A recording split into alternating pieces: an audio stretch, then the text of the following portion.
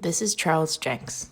In 1972, along with Nathan Silver, he wrote a manifesto titled Ad Hocism, which changed the way people thought about design. Ad Hocism is about improvisation, and it is about evolution. Ad Hocism sees the world around us as a system, and the objects in it as subsystems. To begin with, everything is an ad hoc combination of parts that already exist in something else. A bicycle is a set of wheels, a seat, handlebars, pedals.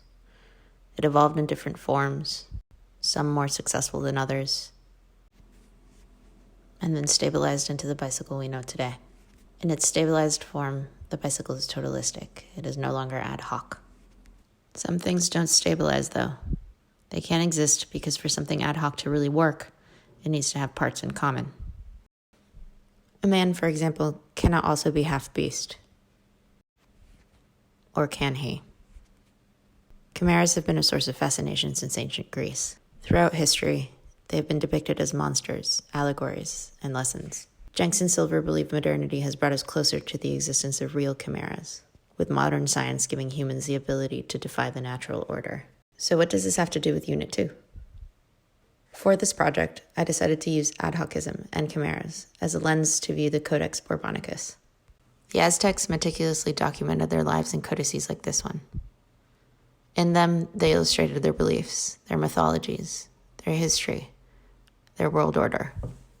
The Codex represents the totality of Aztec artistic expression, which can be dissected into parts. Black lines, bright colors, flattened perspective, exaggerated proportions, no background, no shadows, no overlaps. To reconfigure the parts with a contemporary feel, I looked to artists like Stephen Harrington, whose work felt similar in its use of form and metaphorical intention. I started with fish. I copied the Aztec drawing. I reconfigured the parts. And then I reconfigured them again. The goal of the process was to find a new form, but still based on the original archetype. Then I tried my hand at illustrating an Aztec god, and I realized that they are themselves chimeras, Huitzilopochtli, half man, half hummingbird. I took this idea to illustrate the half men, half beasts of modernity, and began with Bernie Madoff, half man, half vulture. And then I changed up the form and drew Ted Cruz, half man, half bat, and Mitch McConnell, half man, half frog.